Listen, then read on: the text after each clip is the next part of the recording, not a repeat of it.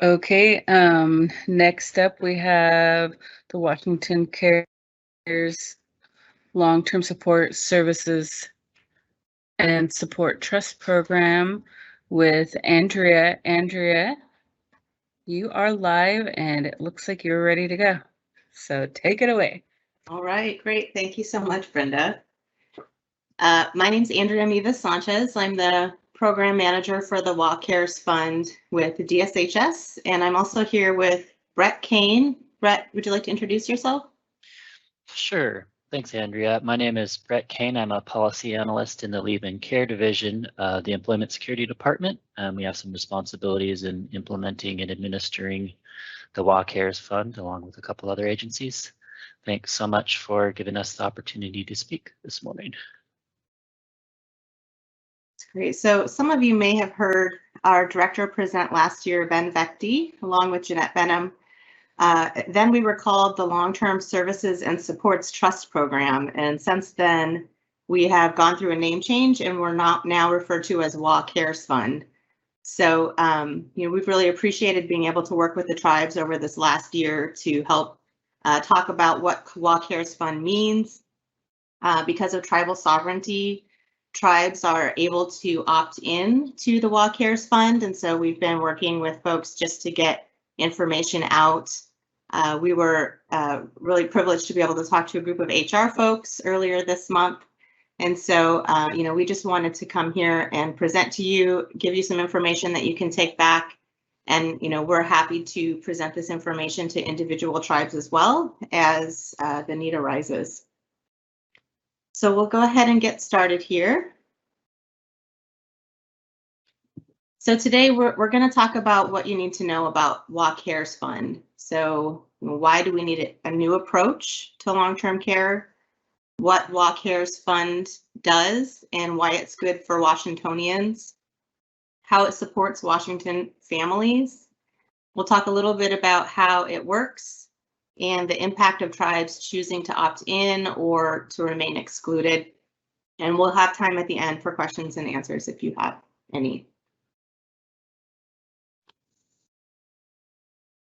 So WA Cares was created because we all have common concerns about aging, whether it's about our own future or a family member. We see these kinds of scenarios every day in our lives. In this particular scenario, we have Marion. She doesn't want to be a burden to her adult children because they have their own kids to care for, but she's having trouble getting out of the tub and she's afraid of falling. We also have Barb. She's a mother in her 80s and she keeps falling at home. Now she has a broken arm and she lives alone and there's no family in town to help. And these are common concerns we often see with aging parents or with ourselves. How many times have we had a coworker that had to go live with their parent for a little while so that they could care for them after surgery? And these are things that we're all experiencing together. As people live longer and dementia is becoming more prevalent, people are often living with multiple chronic conditions and have a lot of medications to take. Have you ever had concerns like Naomi? Naomi is afraid of her mom's dementia getting worse. She experienced her mother putting plasticware on the stove and nearly burned down her kitchen. And she's not really interested in moving to a facility or hiring professional help. We have Sharon, whose grandmother could really use medication reminders so she could keep on top of her insulin doses before she ends up in a crisis, and nutritious meal delivery to keep her blood pressure low. So worry about our parents and our grandparents or our own health as we're aging is something that we all need to cope with. The need for care doesn't always wait until we're older. Sometimes people need care at younger ages. So in this scenario, we have Calvin, who's a working age person that works in customer service who had an accident. And he's had to spend most of his savings on medical care.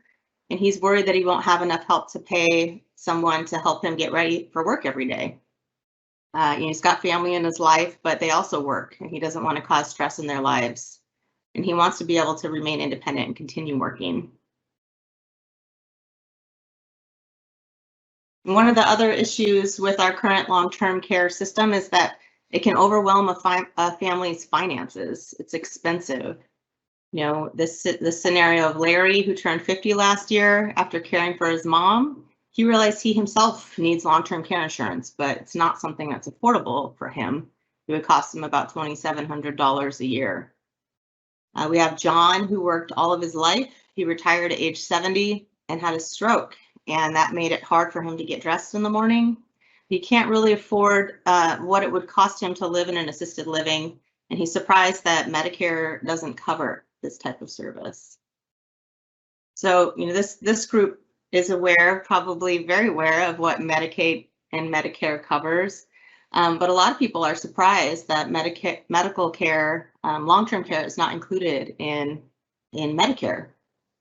And long-term care, you know, is help with those activities of daily living, like assistance with going to the restroom, bathing, eating, dressing, things that are not typically considered medical care. Medicare only covers the long-term care needs for a short period of time and under very limited situations. So the WA Cares Fund is an affordable new way to address these long-term care concerns for Washingtonians.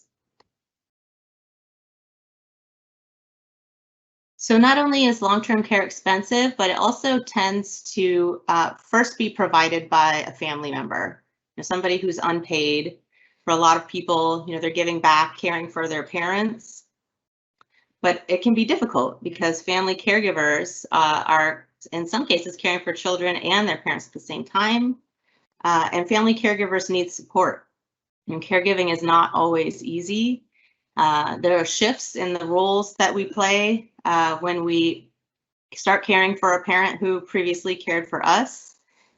And the burden and stress over time can cause burnout. And so we need to be able to support our family caregivers so that they can continue to provide care.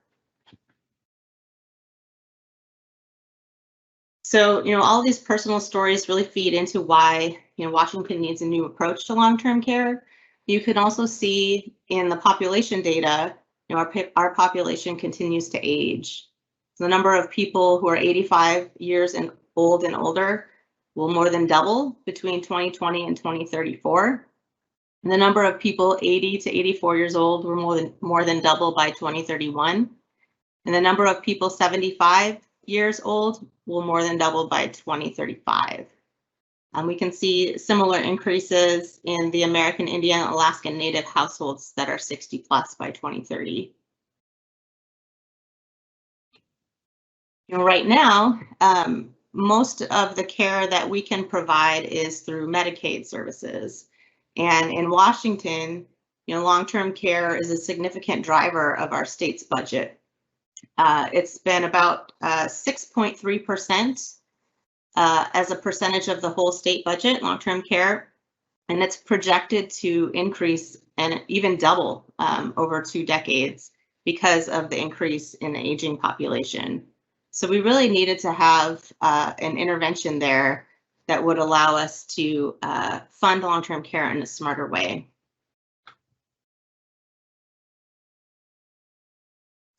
So why do families need a new approach to long-term care?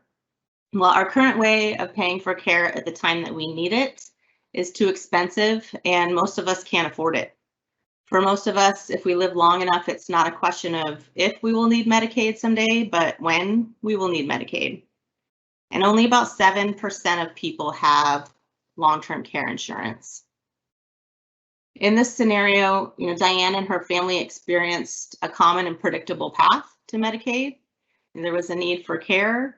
The family stepped in to help, but couldn't continue because her dad didn't qualify financially for Medicaid. The family had to pay out of pocket. They eventually exhausted their savings, and Diane's dad became impoverished to qualify for Medicaid so that he could get care. You know, WA Cares is a new approach to help people on an alternative path. And you can see when we look at data, you know, 70% of people turning 65 today are going to need long-term care. When you look at the annual cost of that, it's about $33,000 to $66,000 a year. And most people can't afford it because the median household income in Washington among seniors is $56,000. and half have no 401k or pension income. So you might be thinking, what is WA Cares Fund? So now we're going to get into a little more detail about that. It's a universal long-term care program that the legislature enacted in 2019. It's considered an earned benefit, so only people who contribute to the fund are eligible. It's completely self-funded by pooling worker contributions, which reduces the need to raise taxes to pay for those Medicaid LTSS costs that are associated with the coming age wave. It's a way to make contributions affordable, and they're affordable contributions we contribute across our careers, which is a more efficient and effective way to pay for long-term care than only paying for it when we need it. The lifetime maximum benefit is a $36,500 benefit, and we'll talk a little bit more about what that can be used for a little bit later. We will all start paying in, employees will start paying in January of 2022, and benefits will begin in January of 2025.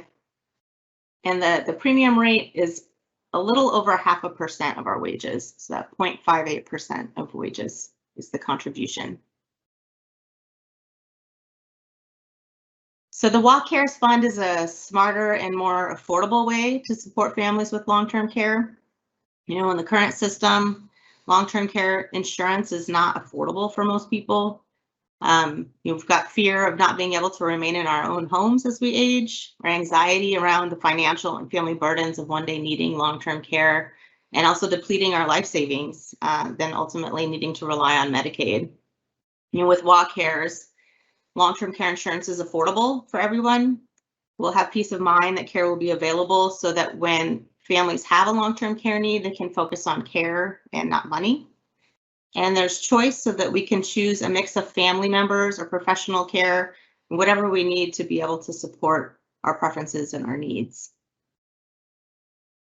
So we'll get into how it works a little bit more. I'm going to pass it over to Brett Kane to talk about the path to WA Cares. Thanks so much, Andrea.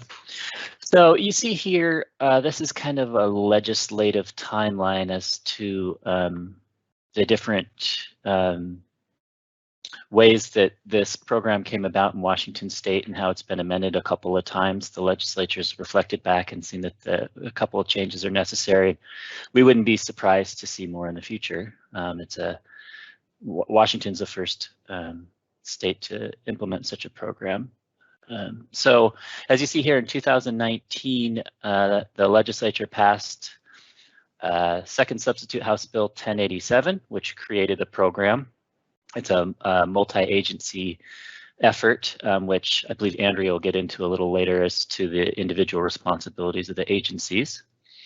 And then in 2020, the next legislative session, the agency that I'm with, Employment Security Department, we requested some legislation that was passed that added the ability for individuals who are 18 or older and have long-term care insurance to apply for an exemption to the program, and made some other technical changes to the original law. This last session, House Bill 1323 passed. The main thing that would probably be of interest to this group is that it clarified that federally recognized tribes could opt into the program. And it also stipulates that a tribe that opts into the program can opt out at any time. And then some rulemaking authority to ESD came along with that provision. A couple other things it did is it clarified that long-term care insurance policies need to be purchased by November of this year to be eligible for an exemption from the program. And it made some changes to the self-employed opt-in provisions of the law. Finally, the bill statutorily mandates that there needs to be some coordinated outreach to inform employers and employees about the program, some coordinated outreach between the Employment Security Department and DSHS, which we were already planning to do, but this bill put it in statute. So a couple of important dates related to the program. October 1 of this year, ESD will begin accepting exemption applications from the program, and that exemption window is a 15-month window. So from October 1 of this year through December of next year, people who have long-term care insurance can apply for an exemption from the program. And then first of next year, January of 2022, employers begin deducting premiums from employee wages. And then January of 2025, the benefit will become available to individuals who qualify.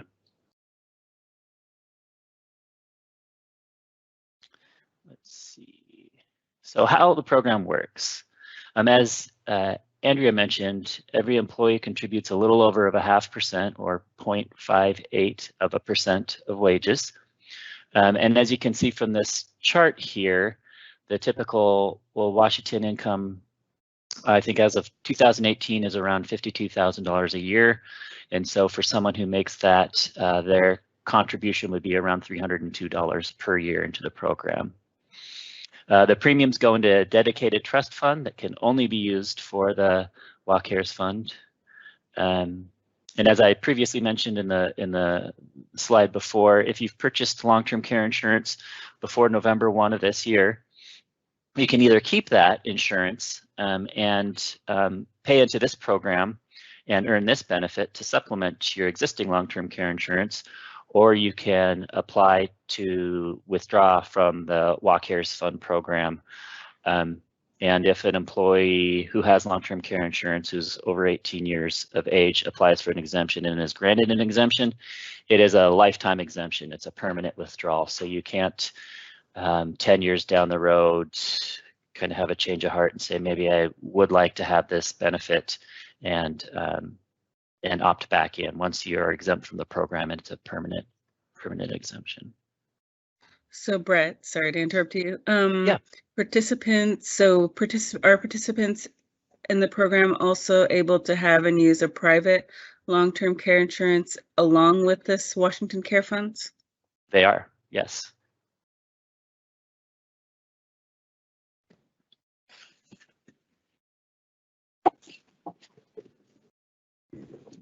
Okay, so a little more about how the WACARES works. This is specific for employers, so what do employers need to know? As I briefly mentioned, employers will collect premiums from employee wages beginning January of 2022 of next year. Workers contribute to WACARES, employers do not. The other program that's administered through the division that I work in, Leave-In Care and Employment Security, we administer the Paid Family and Medical Leave program as well, where there's a split contribution between employers and employees, and that's one of the ways that this program differs, is that this is a completely employee-funded contribution. However, employees do have the responsibility to report wages and remit the employee premiums to Employment Security Department.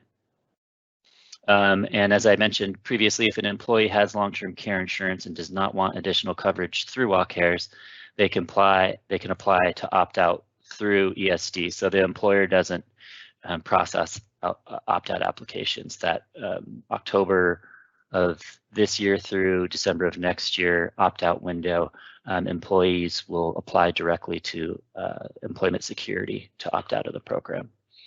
Employers collect premiums from all workers except those who have provided confirmation from ESD certifying exemption from WACARES coverage. So an employee would apply for an exemption and attest that they have long-term care insurance as it's defined in the law, that they're over 18 years old and that they had that insurance purchased by November 1 of this year. And then ESD will provide that employee with some documentation affirming that they have been exempted from the program, and then the employee would provide that to their employer, and either the employer would not, depending on when that's submitted, they would either not deduct any premiums from the employee, or once they receive that, they would stop deducting premiums from the employee.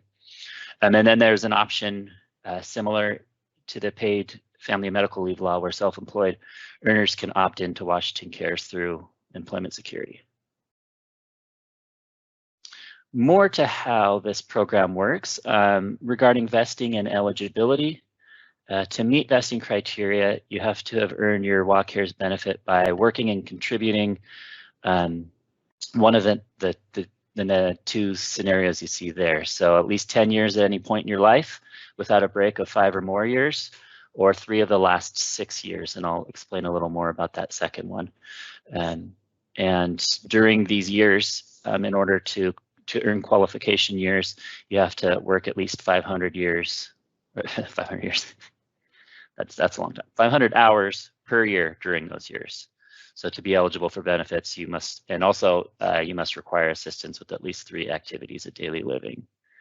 So a little more about those two scenarios. You know, for those situations where people have a long-term care need earlier in life, this second one, the 3 of the last 6 years, is an alternative way to vest. So when someone applies for benefits, Employment Security will look back at contribution history, and if the person has paid in 3 of the last 6 years, they can access their benefit. You know, recognizing that there is going to be a gap for some individuals who are nearing retirement when the program first begins in January of next year. And with that, I'll pass it back off to Andrea. She's going to talk a little bit about the flexibility and more about the responsibility of the different agencies in the program. All right, great. Thank you, Brett. All right, so the benefit that's offered is a flexible benefit. We mentioned before it's up to $36,500, and that's a lifetime benefit. And it can be used on a combination of services and supports. You can do something like you can hire a home care aide to come work in your home. It would pay for about a year's worth of a home care aide at 20 hours a week, or 6 months of a home care aide at 40 hours a week. You could also pay a family member to be able to provide care. So similar to how our Medicaid in-home services work, a qualified family member could become paid to provide care. And in the trust, in the WACARES fund, we have a provision that allows spouses to be paid. So that'll be new. We also have services like care transition. So for people who are transitioning from hospital to home or into facility, they could receive care transition services. We do medication reminders, assistive devices, home safety evaluations. If your home could use an evaluation to see whether you have fall hazards in your home, or you need modifications to your bathroom to make it easier to get in and out of the tub. It'll pay for things like transportation to and from doctor's appointments and other wraparound type services through WACARES Fund. We'll also offer services that support unpaid family caregivers, things like respite, so that people can avoid burnout.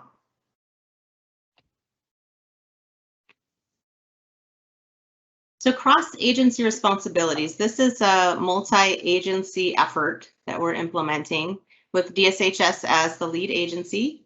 So DSHS is responsible for processing applications. When people have a long-term care need, they'll come to us. We'll have a portal that people can apply in for their benefit.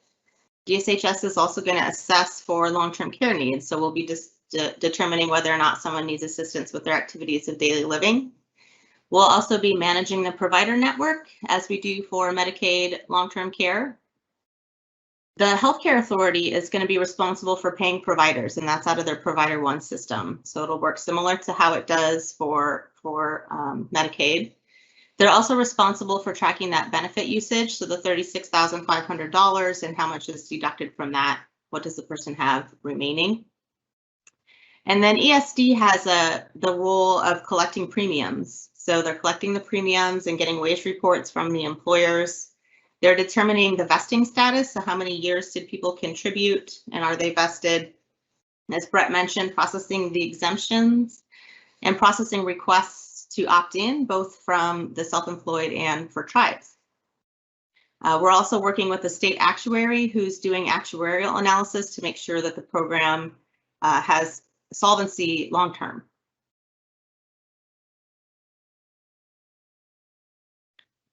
So why is WA Cares important for tribal employers?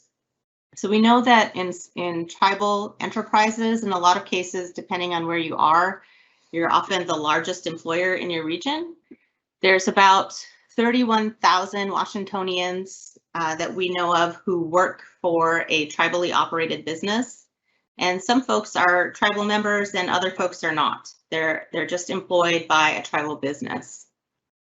So when a tribe makes that decision of whether or not to opt in, it will impact all of the employees of the tribe.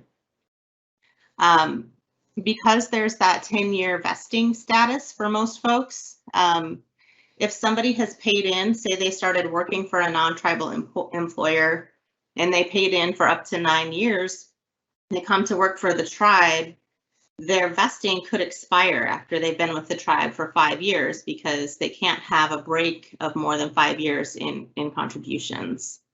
So if the tribe opts in, then that person's vesting will continue, that they hit 1 year with the tribe, they've got their 10 years in. But if the tribe is not opted in, they won't contribute when they come to work for the tribe, and then over time they'll lose their vesting status.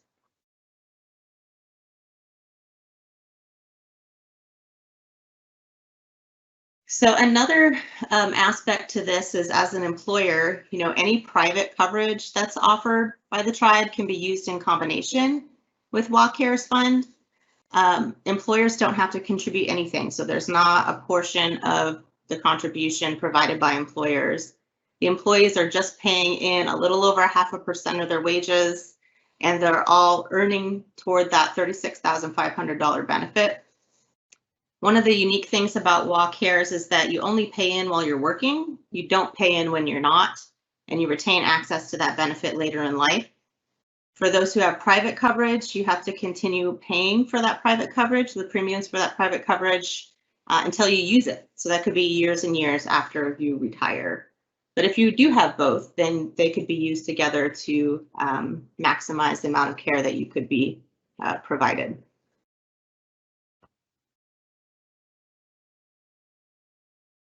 So I'm going to pass it back over to Brett, who's going to talk a little bit more about the WA Cares Fund laws and tribes as employers.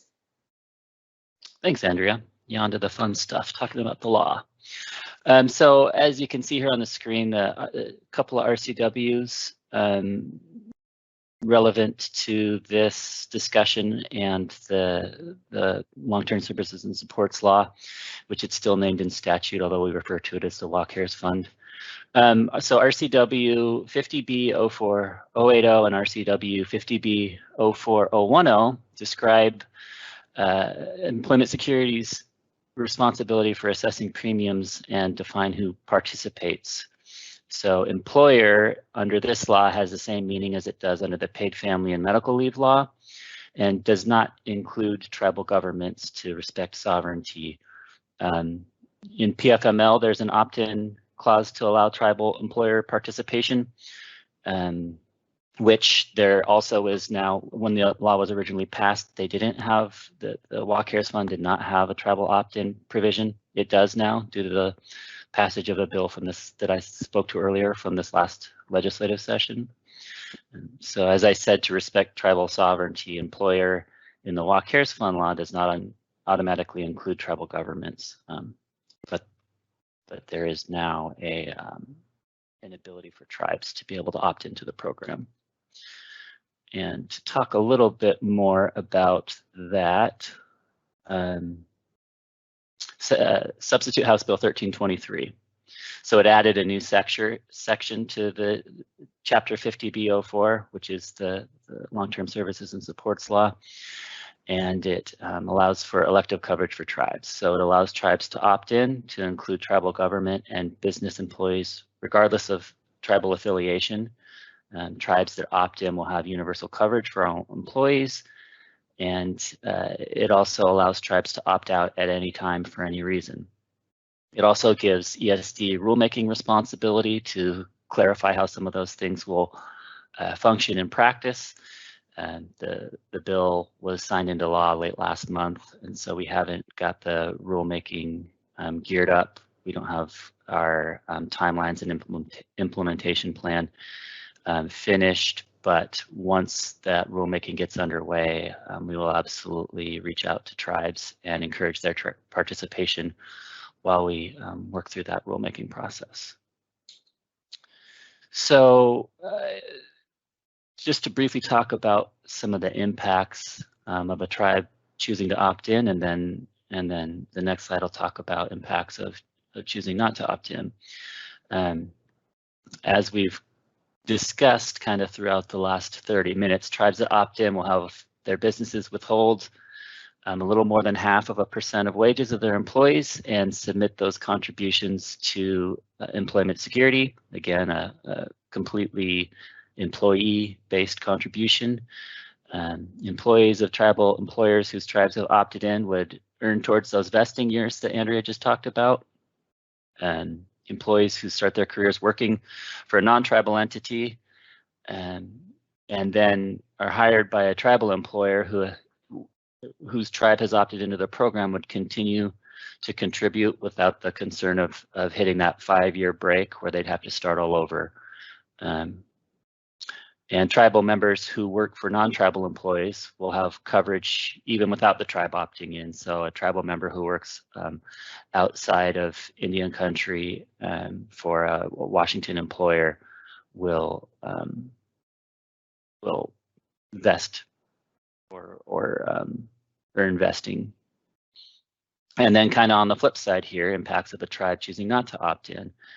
Employees of tribal employers whose tribes have not opted in, they will not be able to earn vesting years towards the WACARES benefit each year they work for the tribe.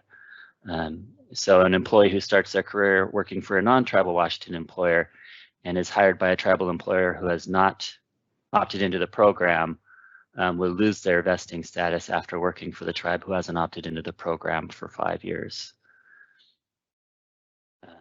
Also, tribes that do not opt in would not have coverage for their employees, and again, tribal members who work for non-tribal employers will have coverage even without the tribe opting in, but employees of the tribes would not. So with that, we'd love to open it up for questions or comments, just to hear your thoughts and the things that you'd like for us to consider as we continue to develop this new program. Thank you.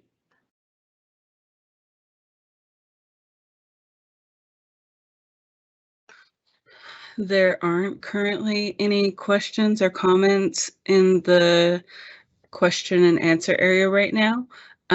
If anyone would like to set up a meeting with the Washington Cares Fund to come do a presentation to your tribal council, please contact your regional manager at the Office of New Policy and we can help set that up.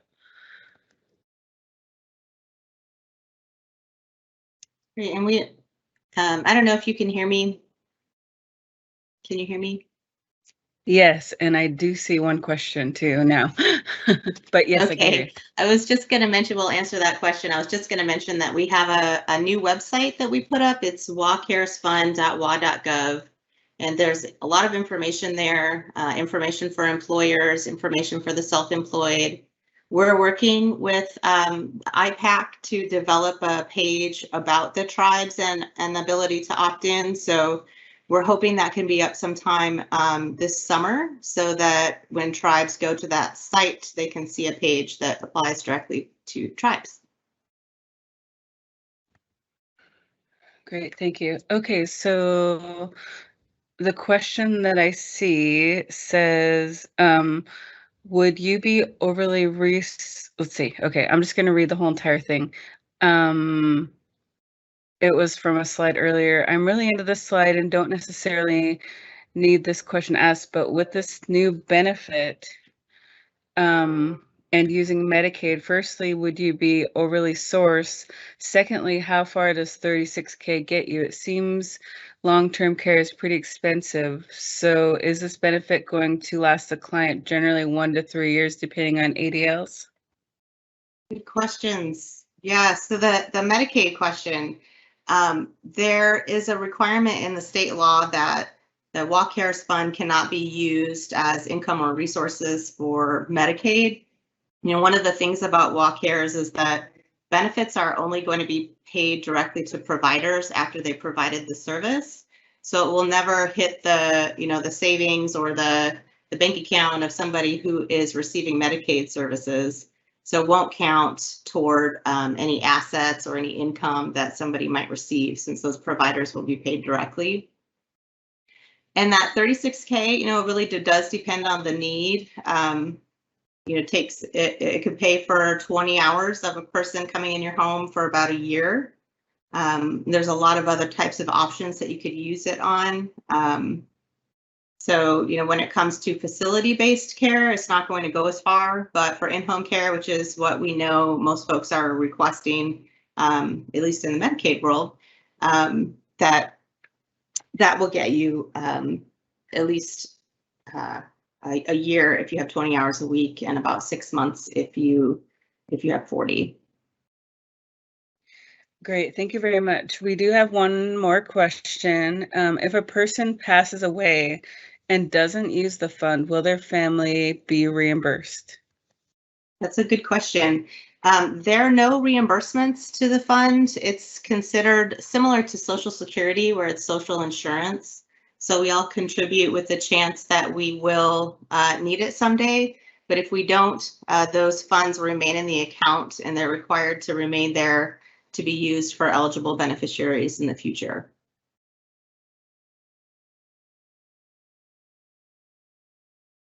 Great, thank you very much.